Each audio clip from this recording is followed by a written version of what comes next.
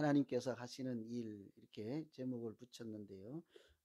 감옥에서 어떤 일이 있었을까 짐작하면서 말씀 듣도록 하겠습니다.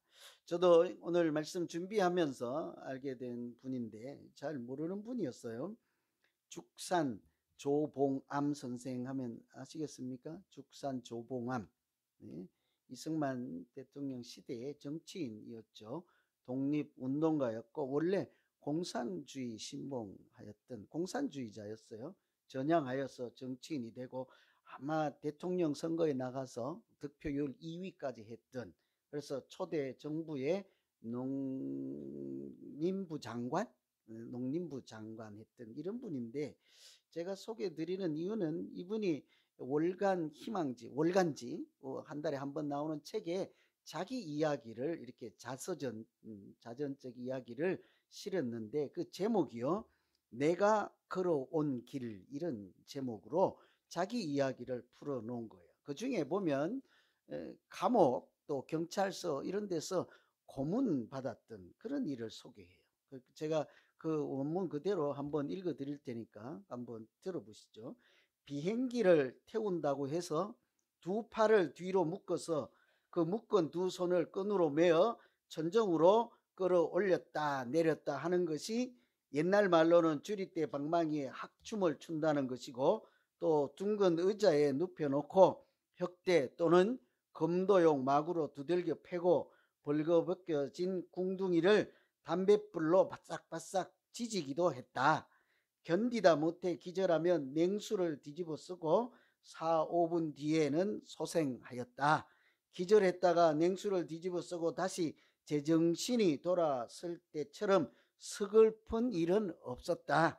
웬만한 사람이면 그때는 눈물 짓지 않는 이가 없었다. 혐의가 없어 결국 20일 만에 석방되었다. 조봉암의 정신은 더 날카로워져 있었다. 자기가 얘기하는 거예요. 자기 이름이 조봉암인데 그런 일을 겪으면서 조봉암의 정신은 더욱 날카로워져 있었다. 감옥이 나를 애국자로 만들었다. 그는 이를 악물고 중얼거리며 경성행 기차를 탔고 가슴에는 불이 솟구치듯 일제에 대한 반항심과 독립투쟁에 대한 욕구가 커지고 있었다. 여러분 눈치를 좀 채셨습니까? 제가 오늘 감옥 이야기를 하려고 하는 거잖아요. 그래서 저는 다른 이야기도 그렇지만 이분이 중간에 그래요. 감옥이 나를 애국자로 만들었다. 우리 생각에는 감옥은 고통스럽고 가고 싶지도 않고 허송세월하는 곳이라고 그렇게 알고 있지만 오히려 그 감옥이 나를 변화시켰다. 다른 사람이 되게 하고 이분의 경우에는 애국자가 되게 하였다. 그렇죠. 그러고 보니 요즘 조폭이라고는 하는데 그 조직폭력배들이 죄를 짓고 교도소 감옥에 갈 때 어디 갔다 온다 하는지 아십니까? 안 가보셔서 모르죠. 잘. 학교 갔다 온다 그래. 학교. 이 감옥이나 교도소 이런 데가 사람을 변화시키고 뭔가 배울 곳이 있는 그런 데라는 것을 이 나쁜 일을 하는 이분들도 안다는 거예요. 그래서 학교 갔다 온다. 우리 조봉암 선생께서는 감옥이 나를 애국자로 만들었다. 나중에 이분이요, 정치적인 그런 때문에 이렇게 사형을 당하고 한 몇십 년 뒤에 무죄가 다시 입증이 됐죠. 억울한 희생, 옛날에는 그런 슬픈 사연들이 많지 않습니까? 그죠? 그래서 어쨌든 오늘 제가 이분의 글을 보면서 감옥이 나를 애국자로 만들었다. 그러고 보니 우리도 조직폭력배들 뿐만 아니고 우리도 사람들 보면 군대 가면 뭐래요? 사람 된다고 하고, 저도 하나밖에 없는 아들이를 자꾸 한국에 가서 군대 다녀오라고 제가 졸랐더니 이제 더 이상 제 말을 안 들으려고 해요. 갔다 오면 좋잖아요. 제 생각에. 그 2년이 무슨 허송세월입니까? 나서 앞으로 큰 인물이 되고자 하면 지금 2년을 아깝다 하지 않고 국가를 위해서 섬길 준비를 하고 몸도 단련하고 정신도 단련하고, 그곳이 군대가 나를 애국자로 만들었다, 이런 얘기를 나중에 자서전적 내가 걸어온 길 이렇게 쓰면 우리 아들 좀 자랑스러울 것 같아서 그랬더니 안 듣더라고요. 그래서 우리도 군대나 뭐 어디 가면 되겠습니까? 교회, 또 뭐 학교, 이런 또 뭐 이런 데 가면 사람을 바꾼다, 변화가 된다, 그런 이야기들을 하죠. 그곳에서 하나님을 만나고 그곳에서 은혜를 받으면 어디인들 변화가 있지 않겠습니까? 감옥이라도. 오늘 우리가 읽은 말씀이 사실은 사도 바울이 두 번째 재판을 받는 말씀이에요. 첫 번째는 총독 벨릭스 때 재판을 받고, 오늘은 두 번째 그 후임으로 온 베스도 총독 앞에서 두 번째 재판을 받는 그런 말씀이죠.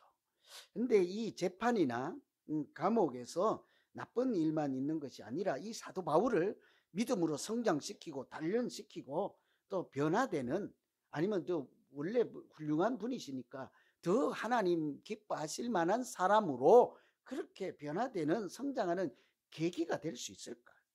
이 질문이 우리 스스로 한번 생각해 보는 거예요. 감옥이 이 사람에게 도움이 될까? 그것이 재판이라도 하더라도 이 사람이 사역하는데, 하나님의 사람으로 살아가는데 도움이 될까? 만일 하나님께서 이 감옥에 있는 동안 사도 바울을 위해서 무슨 일을 하실까? 그 안에 갇혀 있을 때. 오늘 말씀 살펴보시면, 첫째는 하나님은 그곳에서 사도 바울이 하나님의 때를 기다리게 하십니다. 하나님의 때가 있다는 것을 알게 하시고 기다리면서 또 기다리는 인내도 배우게 하시죠. 1절에 보시면요, 베스도가 부임한 지 3일 후에 가이사라에서 예루살렘에 올라갔다. 그리고 6절에 보시면 베드소가 그들 가운데 8일 혹은 10일 지난 후에 가이사라로 내려가서 이틀 후에 재판 자리에 앉고 바울을 데려오라고 했다. 이게 뭔 소린가 하면, 여기 보면 3일도 나오고 8일 뭐 열흘 이런 얘기가 나오잖아요. 이 3일 언제 기준으로 3일인가 하면, 이 벨릭스라고 했던 첫 번째 재판을 했던 그 총독이 이렇게 물러나고 이제 후임 총독이 와서 3일이 지났을 때 이 새로 온 총독이 3일 뒤에 예루살렘에 올라간 거예요. 가이사라는 바닷가에 있는 경치 좋은 로마 주둔하는 그 군대의 사령관이 있는 곳. 그렇죠. 우리 총독 같으면 서울 한복판에 있었지만, 이 사람들은 바닷가에 경치 좋은 곳에, 환경이 좋은 곳에 주둔하면서 그 이제 총독으로서 다른 나라 식민지를 지배했는데, 실상은 유대인들이 살던 중심지는 예루살렘이잖아요. 그래서 가이사라에서 예루살렘에 가서 한 열흘 8일 있다가 다시 또 자기 본거지에 가서 이틀이 지난 다음에 재판 자리를 열고 바울을 불러냈다, 이렇게 얘기를 하고 있죠. 이 시기가요, 새로운 총독이 왔을 때라는 말은 실상은 사도 바울이 2년 동안 감옥에 갇혀 있을 때 이런 얘기예요. 첫 번째 재판을 했던 벨릭스가 유대인들의 마음을 사기 위해서 이럴 수도 없고 저럴 수도 없고 해서 사도 바울을 2년 동안 가두어 두었거든요. 그리고 새로운 총독이 왔을 때 그 사람이 바울을 다시 재판 자리에 불러낸 것입니다. 하나님께서 이렇게 이미 로마로 가야 되겠다 하고 말씀하신 지가 2년이라 지났다고요. 감옥에 갇혀서 그동안 아무것도 못하고 묶여 있어서 허송세월 하는 것처럼 보이는 2년, 꼭 그것이 필요했을까? 2년 동안이나 하나님께서 이렇게 질질 끌 필요가 있었을까? 아무리 생각해봐도 그것은 하나님의 일을 하나님이 하실 때가 있기 때문이지 않겠습니까? 우리는 짐작조차 할 수가 없어요. 왜 이렇게 하나님이 먼저 말씀하시고 약속했잖아요. 너는 로마에 가야 하리라 해놓고는 왜 2년 동안 묶어놓냐고, 감옥에 가두어 두냐고죠. 전도서 3장에 보면 모든 일에는 때와 기한이 있다 하잖아요. 예를 들면 사람이 태어날 때, 죽을 때, 슬퍼할 때, 울 때, 기쁠 때, 무슨 시작할 때, 마감할 때, 1년도 시작이 있고 끝이 있고, 날도 아침이 있고 저녁이 전부 하나님의 때가 있다 이렇게 얘기를 하잖아요. 그 당시 총독으로 있던 벨릭스라는 사람은 사실은 2년 동안 가두어두었던 그 총독 벨릭스는요, 사도 바울을 로마에 보낼 만한 인물이 되지를 못했어요.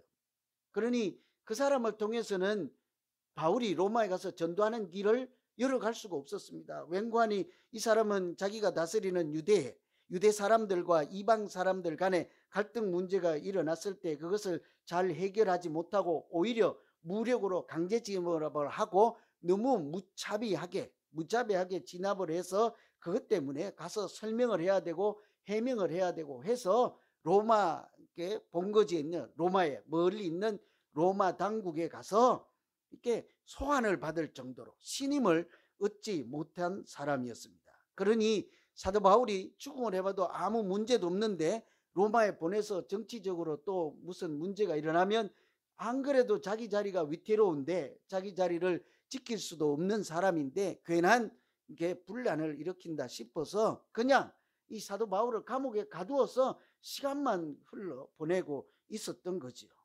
그러니 하나님께서 보니까 이 사람 가지고는 안 되겠거든요.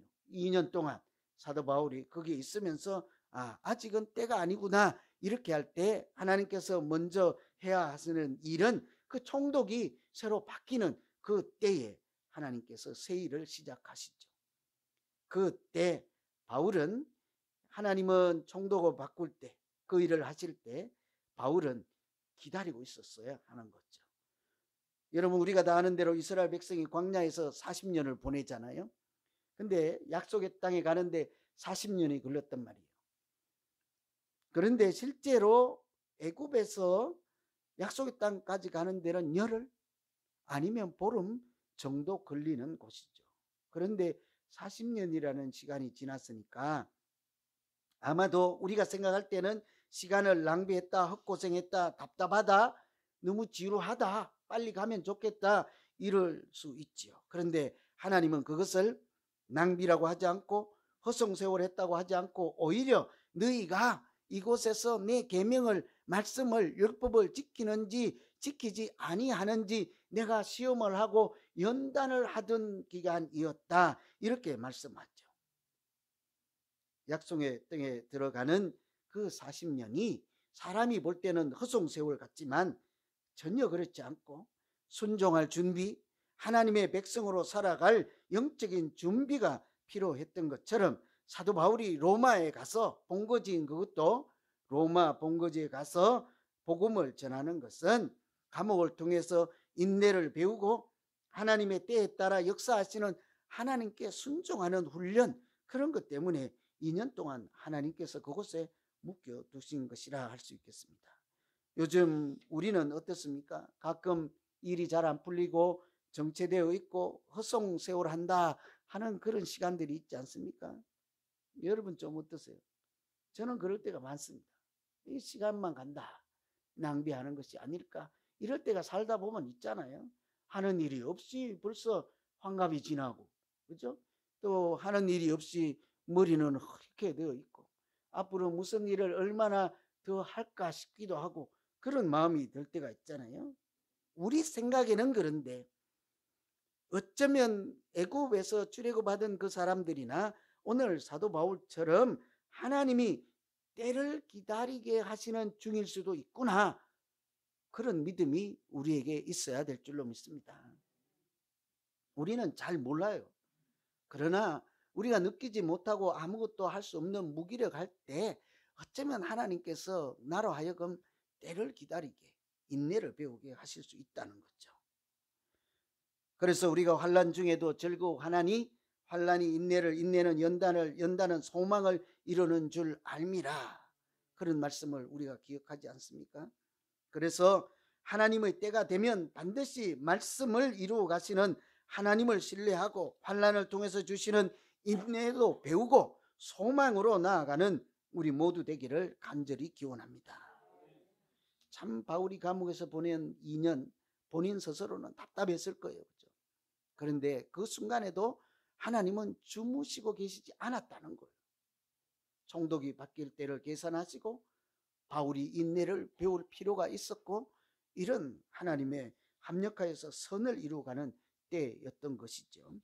두 번째는 하나님께서 감옥에서 사도 바울에게 담대한 마음을 주셨습니다.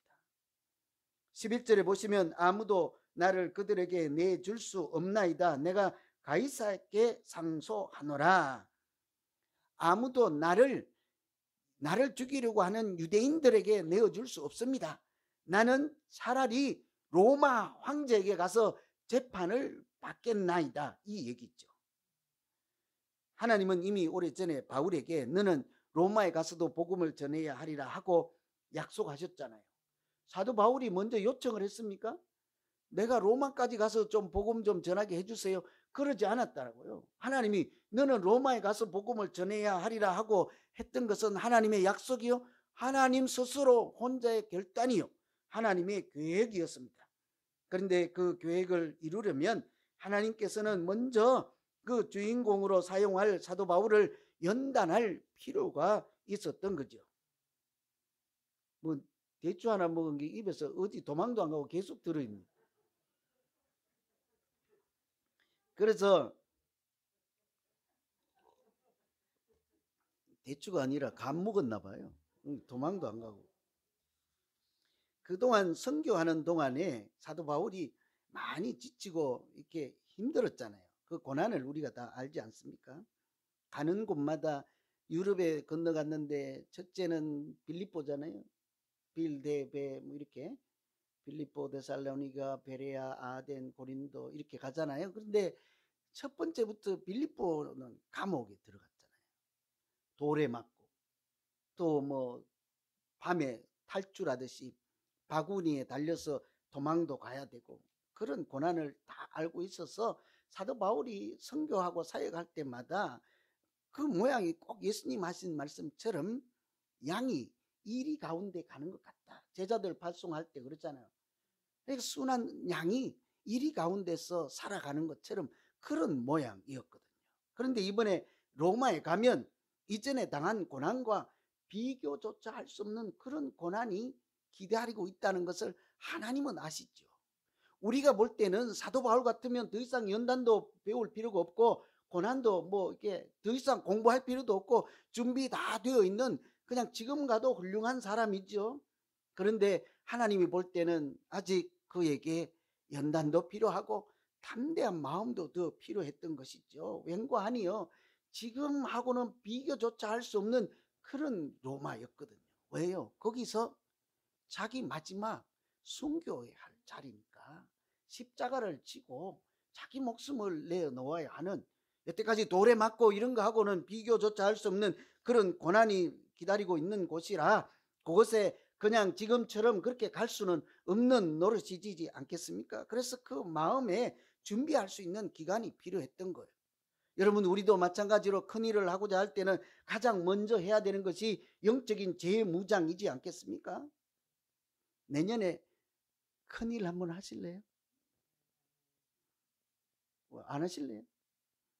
지금은요, 영적으로 무장할 때예요. 11월, 12월. 그러니까 하기 싫으니까 아멘도 안 하잖아요. 그죠? 내년에 저는 아주 엄청난 큰일 한번 하려고, 미국 대륙횡단 하려고 기도하고 있어요. 홈장님들만 모시고 10명 계속 기도 중에 있어요. 될지 안 될지 몰라. 우리 교회 구역장 하면, 홈장 하면 담임 목사가 1년에 대륙횡단 한번 시켜준다더라. 아니면 뭐 유럽 한번 갔다 오든지 뭐 별일을 다 할 거예요. 앞으로 두고 보세요. 제가 올해도 큰일을 한번 했잖아요. 아무도 못 가는 팬데믹 기간 끝나서 40명이 거기까지 갔다 왔잖아요. 때로는 하나님이 담대한 마음을 주세요. 이런 사도 바울이요, 이렇게 로마에 가서 큰 일을 할 때는요, 우리 보면 저 사람 저 정도면 괜찮아 하는데 하나님은 안 그래요. 큰일 할 때는 다른 준비가 아니라 먼저는 영적인 준비가 필요한 거예요. 바울이 감옥에 있을 때 그 시간은 시간이 낭비가 아니고 그곳은 그냥 도피처나 그냥 숨겨놓은 어둡찜찜한 흑암의 그 굴이 아니라요, 하나님께서 세밀하게 그의 마음을 만지시고 단단하게 하시고 담대함을 주시고 하나님의 때를 기다리게 하셔서 엄청난 일을 로마에 가서 하게 할 것입니다. 마치 요셉이 애굽에 가서 황제를 만날 때 있잖아요. 하나님이 요셉을 애굽에 보내서 너는 가는 즉시 도착하는 즉시 다른 한눈 팔지 말고 궁궐에 가서 왕을 만나라, 황제를 만나라, 그렇게 하지 않잖아요. 요셉이 애굽에 갔을 때 가장 먼저 간 곳은 어디입니까? 감옥이요, 감옥. 보디발이라고 하는 가정을 통해서 종 사환으로 있다가 그 가정을 통해서 간 곳이 감옥이잖아요. 그 감옥 안에서 하나님이 요셉을 연단하고 훈련하고 하나님의 때를 기다리게, 나이도 들고 육체도 크고 영적으로도 성장하도록 하는 준비 기간이지 않겠습니까? 그래서 실제로 시편에 보면 요셉이 감옥에 있던 시절을 이렇게 설명을 하죠.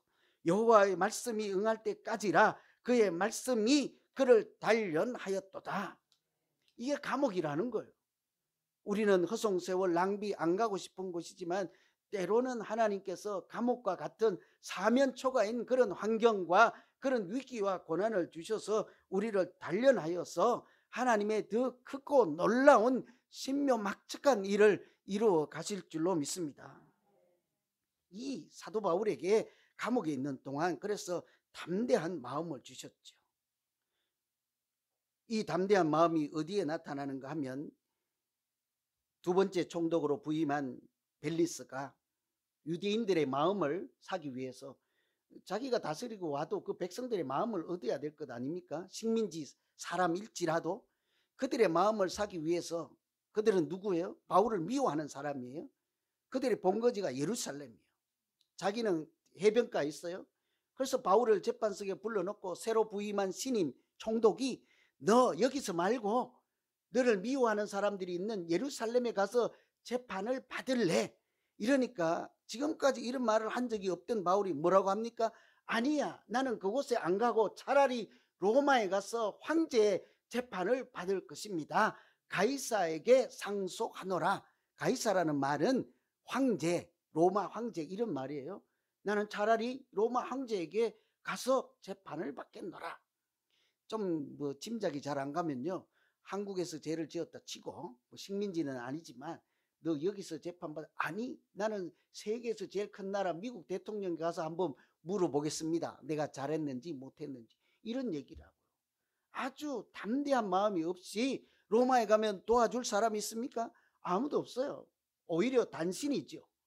그런데도 자기 시민권 하나 있는 건 믿고 나는 로마 황제에 가서 재판을 받겠다 하고 가이사에게 상소하느라. 어떻게 이런 담대한 이야기를 할 수 있겠습니까? 감옥에 있는 동안 로마에 갈 수 있는 마음을 준비하게 하시고 영적인 무장을 하게 했을 때 하나님께서 이제 때가 되어서 마음이 준비되고 연단을 통해서 자기도 모르게 그런 말이 입 밖으로 나오게 한 것이지 않겠습니까? 그래서 감옥에서 이게 이런 얘기를 하는 거예요. 마치 다윗이 시편에서 내 마음이 확정되고 확정되어 싸우니 다윗은 이제 하나님을 찬송합니다 이렇게 얘기했지만 바울은 나는 이제 감옥에서 연단받고 은혜를 받고 담대한 마음 주셨으니 확정하고 내 마음을 적겠습니다. 나를 로마로 황제에게로 보내주십시오. 이런 얘기를 한단 말이죠. 이런 것 보면 감옥이라는 것은 꼭 절망이 아니라 나를 새롭게 만들어가는 하나님의 역사하시는 장소, 거룩한 곳, 그런 시간이라 할 수 있는 거예요. 제가 처음에 감옥 이야기로 서두를 시작했잖아요. 그래서 마지막에도 감옥 이야기 하나 하고 제가 마치려고 해요. 감옥 유명한 사람 중에 제가 얼른 떠오른 사람이 만델라 대통령이었습니다. 남아프리카 공화국에서 이렇게 대통령이 되었던 분이잖아요. 이분이 이제 대통령이 되니까 그 남아프리카 공화국은 아프리카에 있는 백인들이 통치하는, 백인이 많은 그런 곳이었죠. 근데 자기가 흑인이 이제 최초로 대통령이 되니까 백인들이 정부 요직을 다 차지하고 있다가 다 가버리는 거예요. 이제 실권을 대통령이 다른 분이 잡았으니까 자기들은 이제 죽었다 하고 알아서 다 이제 가는 거죠. 그런데 이 대통령이 진실과 화해 위원회를 구성해서 백인들의 그동안에 잘못한 거 이런 것을 억울한 일을 다 추적을 하고 캐내죠. 그리고 하는 말이 용서는 하되 잊지는 않겠습니다. 하고는 그 백인들의 잘못을 다 캐내고 그들이 죄가 많다는 사실을 알았음에도 한 명도 문책하지 않고 처벌하지 않습니다. 그리고는 용서는 하되 기억하겠습니다 하고 다 감싸고 갈 때 짐 싸갖고 집으로 가던 백인들이 다 남아서 국가를 위해서 헌신하고 그 나라를 경제적으로 정치적으로 살려내는 위대한 대통령이 된 거잖아요. 참 잘했죠. 노벨 평화상까지 받았던 분이지 않습니까? 이 대통령을 나중에 미국에 있는 유명한 토크쇼 진행했던 오프라 윈프리가 이렇게 인터뷰를 한 일이 있었는데요. 이런 질문을 해요. 어떻게 감옥 생활을 하면서 복수심이 아닌 용서의 마음을 가질 수 있었습니까? 감옥에 있으면 우리는 뭐 하겠습니까? 칼을 갈아야 하지 않겠어요? 나가기만 하면 그냥 요죄를 내겠다. 나가기만 하면 내가 원수를 그냥 몇 배로 갚겠다. 보통 이런 생각을 하잖아요. 그런데 어떻게 당신은 감옥에서 그런 복수심을 기르지 않고 용서하는 마음을 가졌습니까? 할 때 대답이 이렇습니다. 만약 내가 감옥에 있지 않았다면 인생의 가장 어려운 과제, 즉 스스로를 변화시키는 일을 달성하지 못했을 것입니다. 감옥에 앉아서 생각할 기회는 바깥 세상에서 가질 수 없는 기회였습니다. 위대한 대통령이 될 수 있었고, 이런 가능성, 변화가 어디에서 있었다고요? 감옥에서 있었다는 거죠. 우리가 생각할 때는 그렇다고 뭐 감옥 가라는 이야기는 아닙니다. 우리 입장에서는 감옥처럼 손발이 묶이고 아무것도 할 수 없을 것 같고 아무도 알아주지 않고 이런 이렇게 막다른 골목에 서 있는 그런 어려운 상황에서도 하나님이 우리를 외면하거나 버린 때가 아니라 오히려 나도 알지 못하게 나의 마음을 변화시키고 나의 마음을 단련시키고 영적인 재무장을 하게 해서 내가 생각하는 것보다 더 위대하고 신묘막적한 하나님의 기이한 일을 하게 하실 줄로 믿습니다. 지금 우리가 그런 때를 살고 있는 거예요. 사실은. 말씀을 정리합니다. 이처럼 감옥은 만델라 대통령뿐 아니라 사도 바울에게도 허송세월하는 시간이 아니었습니다. 하나님께서 그곳에서 인내를 배우게 하시고 담대한 마음을 주셔서 자기 마음을 확정할 수 있도록 연단하시는 거룩한 곳이 되었습니다. 여러분, 요즘 무슨 일로 고민하고 낙담하고 계십니까? 사람의 눈에는 잘 안 풀리고 우리 스스로 각자의 눈에는 일도 잘 안 풀리고 무엇인가 정체되어서 답답하게 보일지라도 그 순간조차도 하나님은 여전히 우리를 변화시키고 연단하셔서 큰일 할 수 있도록 준비하시고 도우시고 함께 하시는 줄로 믿습니다. 환난을 통해서 인내도 배우시고 연단도 받으시면서 소망에 이르기까지 나아가는 우리 모두 되기를 간절히 기원합니다. 기도하겠습니다. 하나님 아버지,